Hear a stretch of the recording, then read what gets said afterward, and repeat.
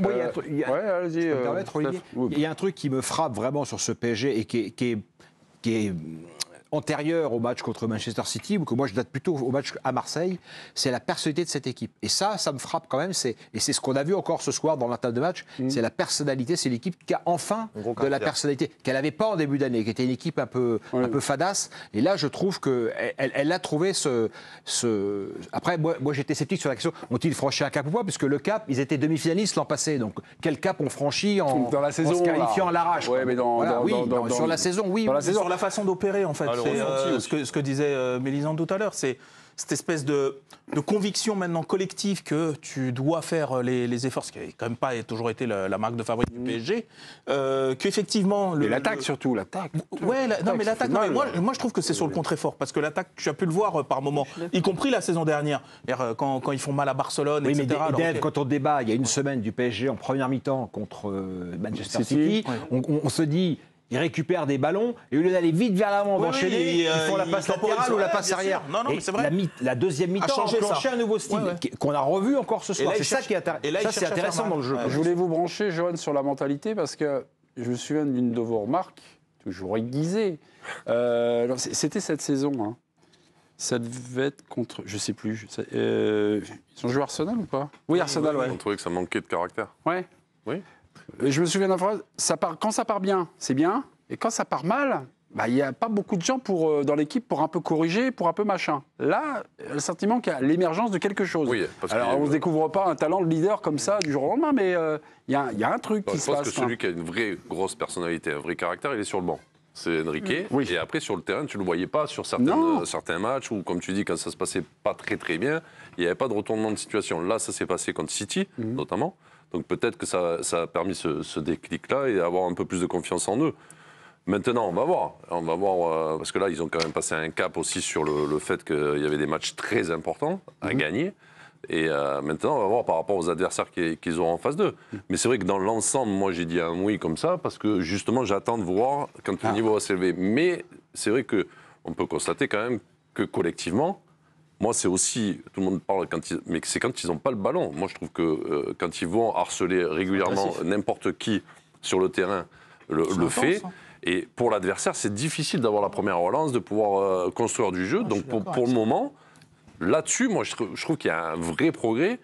Et après, on peut donner aussi du crédit à Luis Enrique sur le fait qu'à chaque fois, à chaque conférence de presse, il nous disait ce qui nous manque, c'est de marquer, ce qui nous manque, c'est de marquer. Là, quand ça marque, parce que tu as 6 tirs cadrés ce soir, tu as 4 buts. Ouais.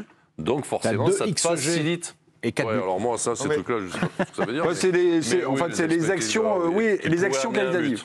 On continue de parler. Donc ça veut dire que ça lui donne un petit peu raison. Ah oui, totalement. Ça facilite les matchs quand tu arrives à les mettre au fond. Après, des occasions quand même sur les matchs de la Ligue des Champions, il y en a eu. Moi, j'ai pas. Ça fait très longtemps que j'ai pas vu Dembélé être aussi précis sur ses frappes. C'est très certainement la première fois. Non, sur Dembélé triplé, c'est le deuxième. Oui. Son premier, c'était en 2016, contre Rennes. C'est à peu près ce qu'on a retrouvé. Contre Nantes. Avec Rennes. Luis Enrique, en conférence de presse sur Ousmane Dembélé, puis après, j'aurai un petit truc. On reparlera du niveau du PSG. On y va, Luis Enrique. J'aime parler de Ousmane Dembélé, qui a fait un match superbe. Et donc c'était une très belle nouvelle de voir ce qu'il a fait sur le terrain. Il a vraiment montré toutes ses qualités que nous avons, que ce soit lui ou d'autres joueurs. Et Ousmane Dembélé a vraiment marqué des buts vraiment extraordinaires. Je voudrais souligner que c'est maintenant une belle équipe. Message à l'UEFA, il faut changer de traducteur. Le traducteur, là, il ne colle pas au physique de Luis Enrique. Il voit un peu plus rocailleux. Une voix un peu plus... Voilà. Ouais. Hein, comme il ne m'écoute pas, je peux dire le truc, donc ça ne sert à rien. Je suis désolé. Paris a-t-il passé un cap? Dembélé a-t-il passé un cap? Là, on ne sait pas, en fait. Non. Non, parce qu'on ne va pas vendre aux téléspectateurs. Maintenant, le gars est un serial buteur. Il marque quand même beaucoup. Il marque beaucoup. Précis. Il n'a jamais mis autant de buts dans une saison en janvier. Donc il a quand même franchi un cap. Sur les dernières semaines, il est quand même beaucoup plus précis sur ses frappes. Ah là, oui. Donc il y a une progression. Mais en début de saison, il y a eu une période où il marquait aussi pas mal. Et d'ailleurs, on s'était dit, tiens, est-ce que... Vous avez des débats sur les débats. Et après, tu as eu un trou d'air de je ne sais pas combien de semaines où il n'y avait plus rien. Et on était revenu au Dembélé qui te la met en tribune Z, quoi. Et là, par contre, depuis fin décembre, bam, bam, bam, il aligne de nouveau. Mais par contre, moi, je voulais revenir sur ce que tu disais, sur le caractère. là, ils ont renversé City, mais un City, je ne veux pas minorer, mais on essaye d'évaluer le PSG. Oui.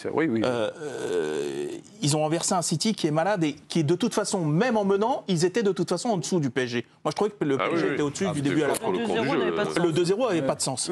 Que là, bon, ils ont éclaté une équipe, machin. Ils ont su aborder à chaque fois l'événement. Mais par contre, c'est contre une équipe comme Arsenal, qui était objectivement meilleure qu'elle. Tu vois ? Là, effectivement, on a vu qu'il manquait de tout, que ce soit des qualités et du mental. Et s'ils les recroisent, ou ils recroisent une équipe comme Liverpool... c'est là que ça sera intéressant. Voilà, c'est là que ça sera intéressant sur la question du caractère. Parce que renverser une équipe plus forte... Et même sur la question du jeu. Mélisande, je vous coupe pour prolonger la discussion.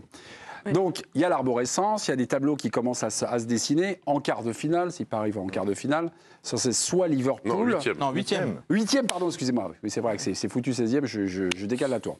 En huitième de finale, ça serait soit Liverpool, soit le Barça. Quel serait le meilleur adversaire pour Paris, c'est-à-dire le plus jouable? Et donc, est-ce que ça répond aux questions qu'on se pose et aux doutes qu'on peut avoir sur le Paris Saint-Germain par rapport à ça? Pourquoi vous dites que c'est le Barça? Moi, je trouve que c'est plus Barcelone. Pourquoi? Parce que Barcelone est une équipe plus joueuse. Ça ne veut pas dire que Liverpool ne l'est pas. Ça joue, mais ça joue un rouleau compresseur pour moi. C'est-à-dire que c'est vraiment très compact, c'est proche les uns des autres. Le Barça, pour moi, ils ne l'ont pas forcément. C'est-à-dire que quand ils développent leur jeu, ils créent vraiment beaucoup d'espace. Et si Paris arrive à renouveler ce genre de match défensivement, c'est-à-dire aller agresser l'adversaire et récupérer ses ballons avec la ligne offensive qu'ils ont qui va très très vite, et pourquoi ça ils peuvent faire très mal. Et pourquoi ça ne marcherait pas contre Liverpool? Ils n'ont pas autant que ça. Ils sont capables que quand ils perdent le ballon, Liverpool est capable de se reconstruire beaucoup plus rapidement que Barcelone. Donc je pense qu'au niveau des deux équipes, si je suis Paris, je préférerais jouer Barcelone que Liverpool. Dans ce que vous dites, ça veut dire que Paris n'est pas encore à ce niveau-là. Ah mais pourquoi tu penses que Paris est au niveau de Liverpool aujourd'hui? Non, mais on parle de Paris là. Moi je trouve ça insultant et méprisant pour les clubs qui vont affronter en barrage quand même, de déjà se projeter là. Ils viennent à peine de se qualifier à l'arrache pour les barrages, qu'on est en train de se projeter sur. Donc on zappe le barrage quoi. C'est-à-dire que reste Monaco, hop, c'est réglé. Hein? On verra dans un mois si c'est réglé quoi. Respectons un peu quand même la compétition. Mais en tout cas, s'ils arrivent contre Barcelone ou Liverpool, il faudra passer un cap supplémentaire. Si tant est qu'ils en ont passé un, là, il faudra en passer un nouveau. Parce qu'il n'y a pas eu de pressing de la part de Stuttgart ce soir. Donc ça change complètement la manière de jouer et la façon dont tu peux développer ton jeu. Et les latéraux de Stuttgart, ils jouent pas à Brest. En Ligue des Champions, c'est rare de voir une équipe aussi haute qui presse pas.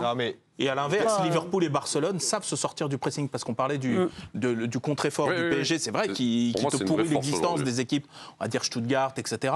C'est vrai que Liverpool a l'habitude de le subir en Première Ligue ou même en Ligue des Champions. Ils s'en sortent sans problème. Et Barcelone le fait aussi sans problème. Mais gagner facilement contre une équipe moyenne, ils ont passé un cap aussi, je suis désolé. Oui, parce que c'est pas fait avant.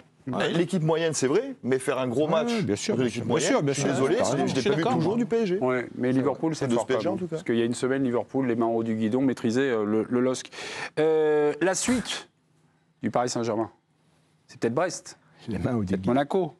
C'est sûr que c'est l'un ou l'autre. Et pour Brest, c'est soit donc Paris, ou soit Benfica. Donc on t'allait lui poser la question, tu préfères ton père ou ta mère, tu préfères Paris ou Benfica? Eric Roy, écoutez. Quand on joue une Coupe d'Europe, on a plus envie de jouer quand même des équipes étrangères. Donc le Benfica, forcément. Pour le PSG, ils n'auront pas de choix. Quoi qu'il arrive pour eux, ce serait une équipe française, je crois. Donc on verra bien. Mais en tous les cas, c'est vrai qu'en plus, comme on joue le Paris Saint-Germain, là, ça ferait quand même beaucoup de matchs contre le Paris Saint-Germain en peu de temps. Donc voilà. Mais en tous les cas, quoi qu'il arrive, ça sera un match difficile pour nous. Même si on aura la cœur dans ce 16e de finale de jouer notre chance à fond, comme on a essayé de le faire ce soir. C'est un bon tirage pour Paris, là, qui surdomine le championnat, les compétitions nationales, que d'affronter un club français. Et puis surtout, match retour au Parc. C'est quand même la donnée première de ce soir. C'est la deuxième info pour Paris. Ils sont qualifiés et ils vont jouer leur match retour au Parc. Et ils ont tellement l'ascendant, par exemple Monaco. Monaco, aujourd'hui, ils se pointent devant Paris. C'est un peu comme l'OM, quoi. Je veux dire, ils n'existent pas. Ouais. Et en Coupe d'Europe, non? Je crois pas que mais après, on ne sait jamais. Mais Paris, effectivement, c'est plutôt un bon tirage pour Paris. Paris, ils savent qu'ils ont... Je me souviens des années de Chelsea de Mourinho, qui a affronté Liverpool en Coupe d'Europe. Liverpool qui n'existait pas en championnat. Ce truc-là... Oui, mais c'est pas la même culture. Oui, mais c'est pas la même culture européenne. Liverpool, il y a toujours ce truc qu'ils sont capables de battre le grand Barça de Ronaldinho, etc. C'est un peu différent. C'est une équipe qui peut renverser Milan en étant mené 3-0. Alors on parle pas de ça, là. On nous dira le Monaco-PSG, Monaco mené à l'heure de jeu. quand Donnarumma se fait ouvrir la finale. Mais c'est un peu comme PSG City, c'est-à-dire que Monaco mène au score lors de jeu, c'est une anomalie. Tu te demandes comment, bien sûr. Tu vois, donc c'est voilà. Le Monaco du moment, c'est une proie. On est d'accord. c'est ça. Je me demande même si c'est pas presque plus compliqué. En ce moment, le plus compliqué pour PSG de jouer presque Monaco. Quelques scènes de liesse dans le vestiaire lillois racontées par Tanguy Le Cellier. Je ne sais pas si ça se raconte, ça s'apprécie, ça se regarde. Ça se regarde, vous allez voir. Il faut suivre notamment Alexandro avec Bruno Genesio, ça se regarde. Viens à mon côté, Pep, viens. C'est vachement beau. Ah, voilà.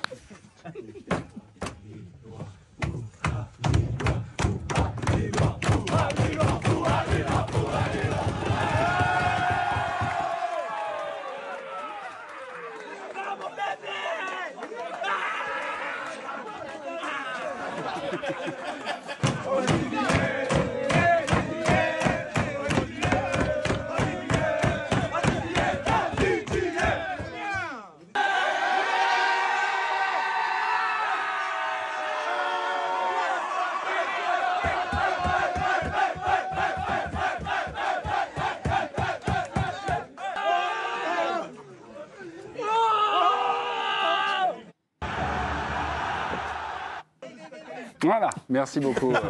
On va remettre ça, c'est plus simple. Olivier, c'était Olivier Létang, à mon avis, avec la même petite primounette. Ah, peut-être. Oui, petite primounette.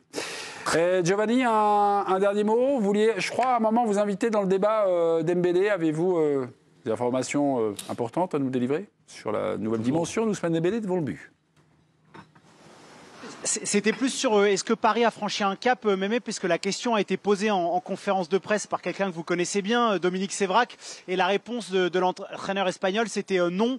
Il a rappelé, franchement, il n'a pas arrêté tout au long de la conf de dire, pour moi, on a été excellent dans le jeu tout au long de cette phase de ligue. Alors oui, il y a une progression, oui, on se libère devant le but, mais là, marquer 4 buts par match, c'est peut-être pas normal, et le fait qu'on n'ait pas marqué au début de la compétition, c'était pas normal. Donc il y a une nouvelle fois pas d'enflammade de la part de Luis Enrique, qui était très calme, serein et posé en conf de presse. Merci. Dernière intervention. Très bonne nuit, très bonne soirée du côté de Stuttgart. Oui, attention, attention derrière toi.